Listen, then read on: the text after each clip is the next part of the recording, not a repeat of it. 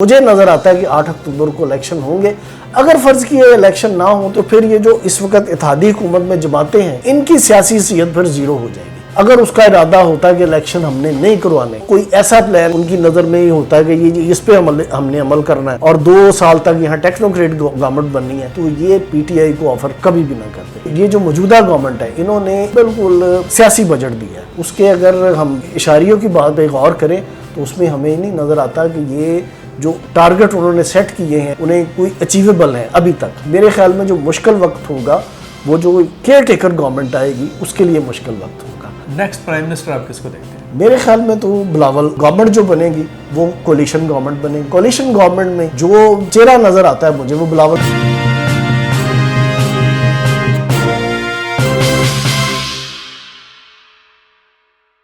अस्सलाम वालेकुम viewers, Ashraf cell official में आपको खुश आमदीद। हमारे साथ मौजूद हैं एजाज़ अहमद, रोशन लाल साहब। रोशन लाल साहब मुल्क के सियासी समाजी हालात पर गहरी नज़र रखते हैं, कालम राइटर हैं, मुख्तलिफ मौज़ूआत पर कालम तहरीर करते हैं और न सिर्फ ये कि समाजी मसाइल बल्कि सियासी हालात वाक़यात पर भी इनकी नज़र और तज़िया जो है बहुत गहरा, मानी खेज़ और मुनफरिद होता है। आज हमारे साथ मौजूद हैं और हम इनसे इस वक्त जो रनिंग पॉलिटिक्स है पाकिस्तान में और फ्यूचर पॉलिटिकल सीन जो है उसके हवाले से गुफ्तगू करेंगे। रोशन लाल साहब बहुत शुक्रिया, थैंक यू जी, आपकी तशरीफ़ आवरी का। रोशन लाल साहब, अब पीछे तो जो होना था सो हो गया। जी जी, 9 मई और 9 मई के बाद के वाक़यात वो पाकिस्तान में आप समझ लें कि एक तब्दीली का बायस बना। 9 मई का वाक़या जी जी, उस तब्दीली का नहीं जो तब्दीली के नाम पर नारे लगाने वाले लाना चाह रहे थे या जिसका वो जिक्र कर रहे थे, बल्कि एक और पैराडाइम शिफ्ट हुआ।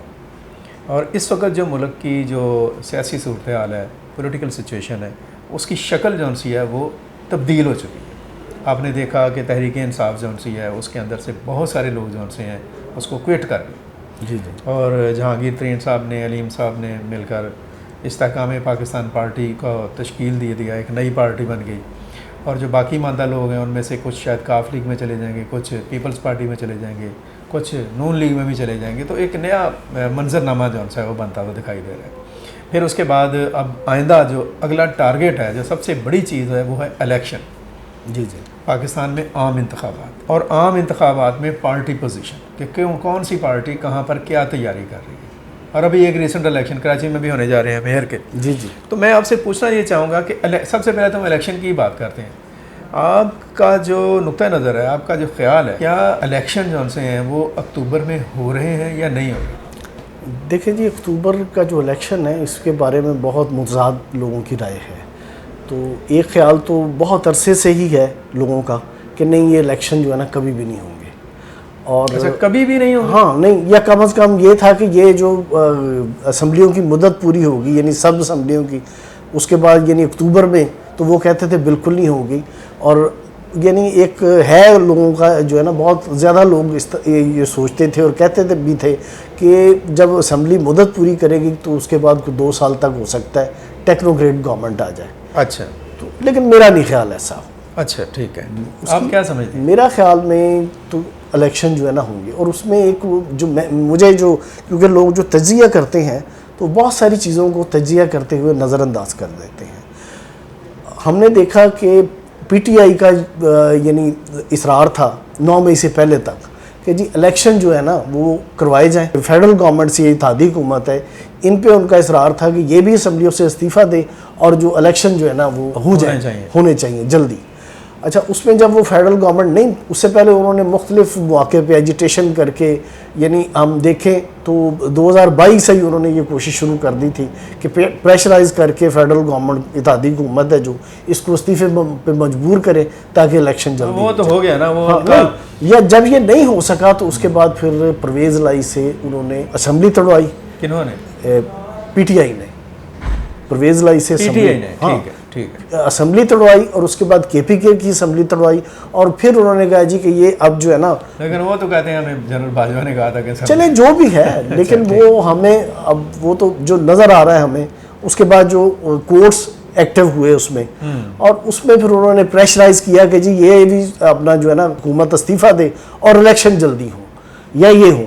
तो फिर एक आपको पता होगा कि मुज़ाकरात हुए थे पीटीआई की एक टीम के और इसकी टीम। जी बिल्कुल। उसकी जो आउटकम सामने आई थी उसमें ये हुआ था कि आखिर में उन्होंने, गवर्नमेंट ने कहा था कि हमारी जो फेडरल गवर्नमेंट की जो यानी कौमी असम्बली की मुद्दत है वो ख़त्म हो रही है, अपना उसके हिसाब से 8 अक्टूबर जो है ना पॉसिबल डेट बनती है। हम उससे पहले जो है ना हम सितंबर में करवा लेते हैं इलेक्शन, यानी 8 अक्टूबर ना सही 1 महीना पीछे तक आने के लिए वो तैयार हो गए थे, लेकिन ये बात इमरान खान ने नहीं मानी थी। अच्छा, अब बात ये है कि जब इस चीज़ को देखता हूँ तो मुझे नहीं फिर नज़र आता कि अगर हुकूमत जो है, अगर उसका इरादा होता कि इलेक्शन हमने नहीं करवाने और वो कोई ऐसा प्लान जो है ना उनकी नज़र में ही होता है कि ये इस पे हमने अमल करना है और 2 साल तक यहाँ टेक्नोक्रेट गवर्नमेंट बननी है, तो ये पीटीआई को ऑफ़र कभी भी ना करते। और इसहाक डार की जो मैंने इस हवाले से बात सुनी थी, उन्होंने कहा था जी कि ये था कि पीटीआई के जो लोग मुज़ाकराती टीम थी उसमें जो 3 लोग थे वो भी एग्री कर गए थे और उन्होंने कहा जी कि ठीक है, ये बात काबिल अमल हो सकती है कि इलेक्शन आपकी जो आप कह रहे थे अक्टूबर की बजाय सितंबर में हो जाए, लेकिन हम इसके लिए एंडोर्समेंट लेंगे इमरान खान की। लेकिन जब वो इमरान खान से उन्होंने रब्ता किया तो उसने कहा जी नहीं जी मैं तो जो है ना सर वो तो हो गया, नहीं इमरान खान का तो किस्सा नहीं, लेकिन वो मैं ये कह रहा हूँ कि ये जहाँ इसमें गवर्नमेंट का जो नज़र आता है कि गवर्नमेंट जो है ना अगर ये होता तो वो ये कभी ऑफ़र करती ही ना, तो मुझे नज़र आता है कि 8 अक्टूबर को इलेक्शन होंगे। अगर फ़र्ज़ किए इलेक्शन ना हो तो फिर ये जो इस वक्त इत्तेहादी हुकूमत में जमातें हैं इनकी सियासी हैसियत फिर ज़ीरो हो जाएगी। तो ये इत्तेहादी हुकूमत में जो शामिल जो जमातें हैं वो कोई भी उनमें से ऐसा नहीं होगा कि ये जो कहे कि ये इलेक्शन ना हो और हम सियासत से ही आउट हो जाएं, हमारे पास कोई क्रेडिबिलिटी ना हो। और अगर ये ऐसा हुआ तो मेरे ख्याल में सबसे ज़्यादा नुकसान पीपल्स पार्टी को होगा। अच्छा, हाँ जी। आज एक मीटिंग थी, आज मरियम औरंगज़ेब लाहौर में हैं जी जी, जो फेडरल मिनिस्टर हैं इंफॉर्मेशन की, ब्रॉडकास्टिंग की, उन्होंने एडिटर से मुलाकात की है। तो उनसे कहा गया कि आज कोई अच्छी खबर सुनाएं, कोई बात सुनाएं। तो उन्होंने कहा कि आपके लिए आज की खबर जो सी है वो ये है कि आपको बहुत जल्द सारी कौम को बड़ी खुशखबरियाँ मिलेंगी। अच्छा, वो जो खुशखबरियाँ देने की बात कर रही थी उसका मतलब ये था कि रिलीफ मिलेगा लोगों को और फ़ायदा मिलेगा।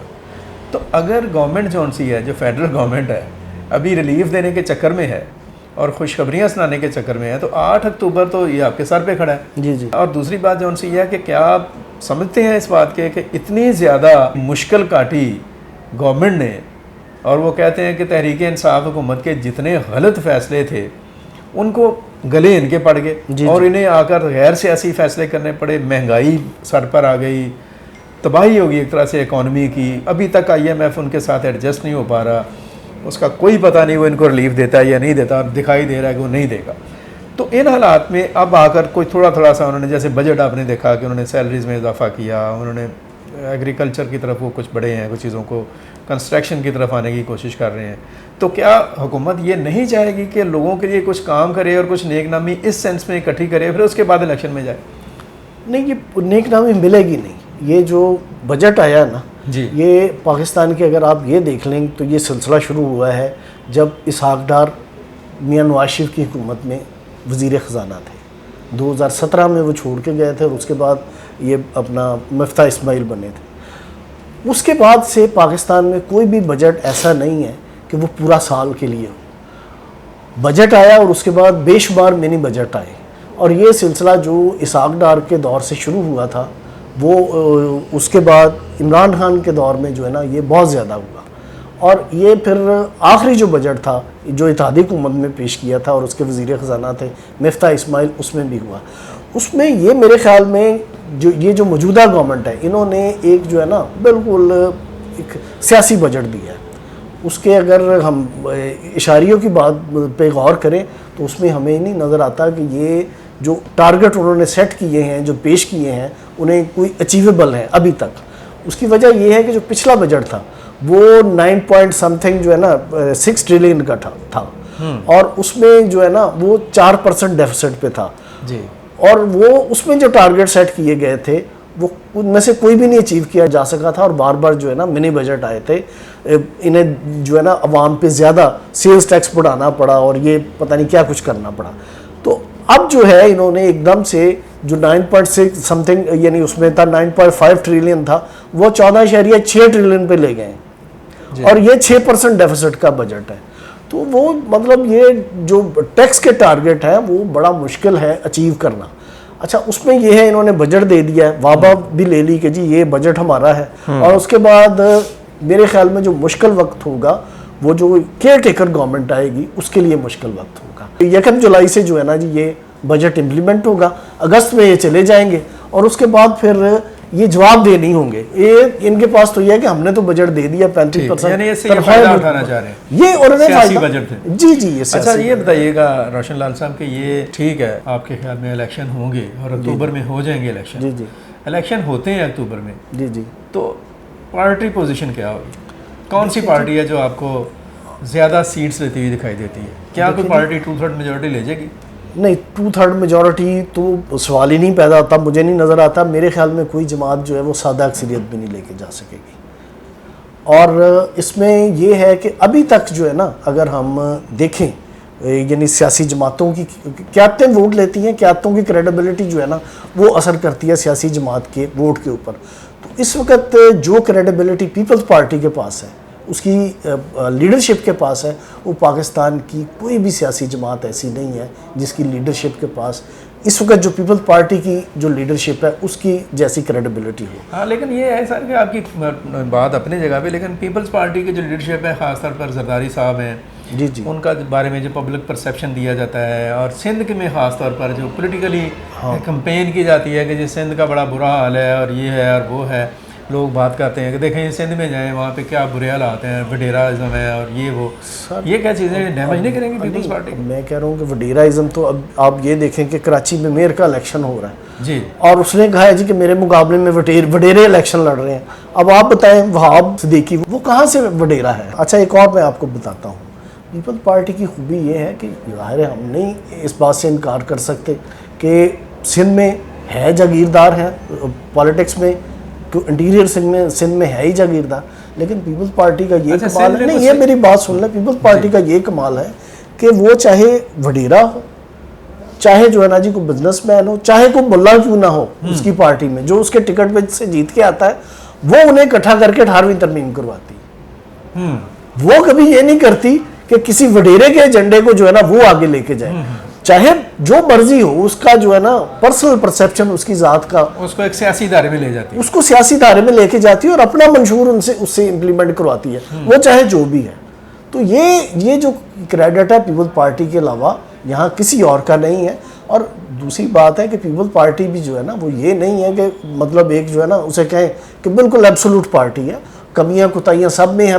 पाकिस्तान के समाज में जो जितना हो सकता है उतना पीपल्स पार्टी भी है, लेकिन बात यह है कि यहाँ पे लीडरशिप जो है किताब को निकाल के जो है ना उसका मुआवजा ना करे।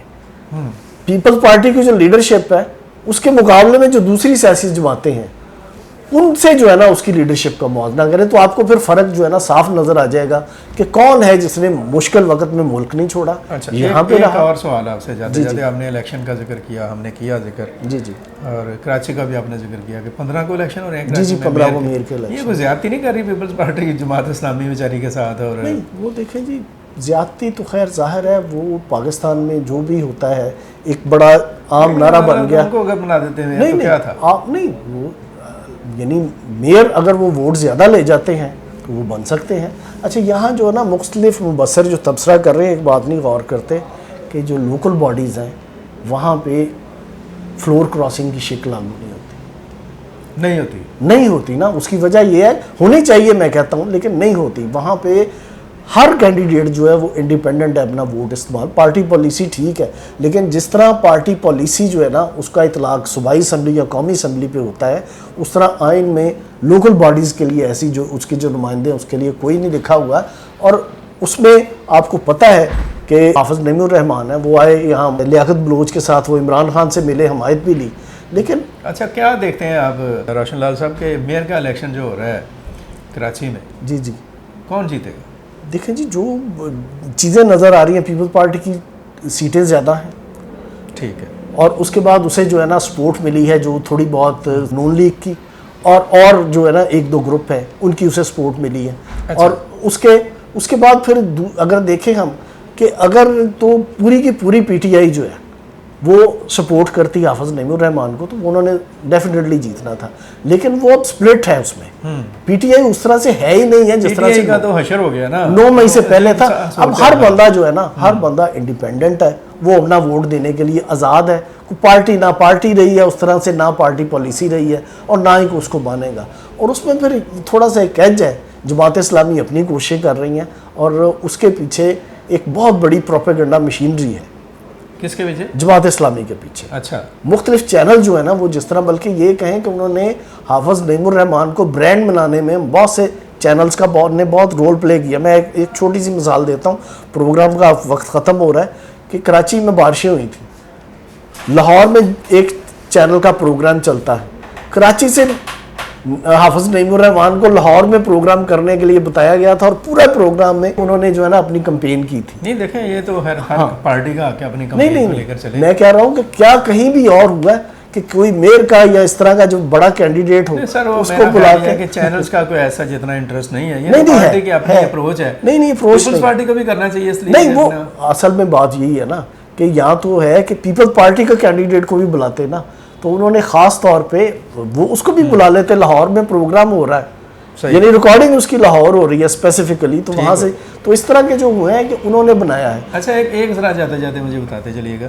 जी कि नेक्स्ट प्राइम मिनिस्टर आप किसको देखते हैं? ज़रा अब्रप्टली ज़रा मुझे बताइएगा। मेरे ख्याल में तो बिलावल को जो प्रोफाइल है उसमें, वो उसमें कोई जो है ना, एक तो गवर्नमेंट जो बनेगी वो कोलिशन गवर्नमेंट बनेगी। कोलिशन गवर्नमेंट में जो चेहरा नज़र आता है मुझे, वो बिलावल नौजवान कहते हैं कि आना चाहिए। एक और सवाल। जी जी, टाइम हमारे पास थोड़ा सा रैपिड फायर समझ लें इसको। जी जी। मियाँ साहब आ रहे हैं? मियाँ नवाज शरीफ साहब? मियाँ साहब मेरा नहीं ख्याल कि अभी आ रहे हैं। मियाँ साहब नहीं आ रहे।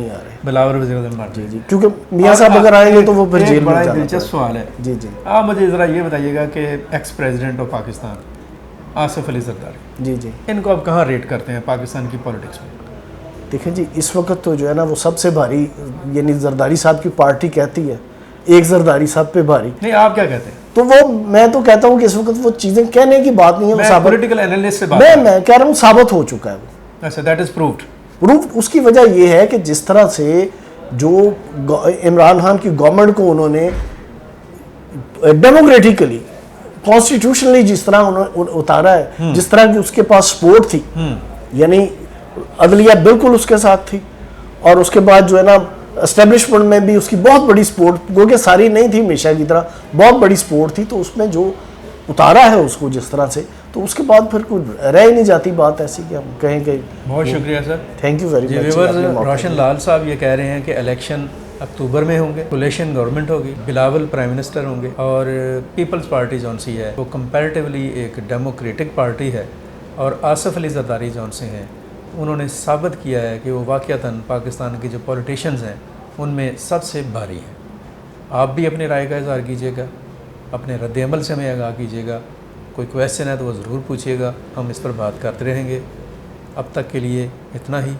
मुझे, रोशन लाल साहब को और मेरी social media team Abdul Muqaddam Kamran और हाशिम ज़हीर को इजाज़त दीजिए।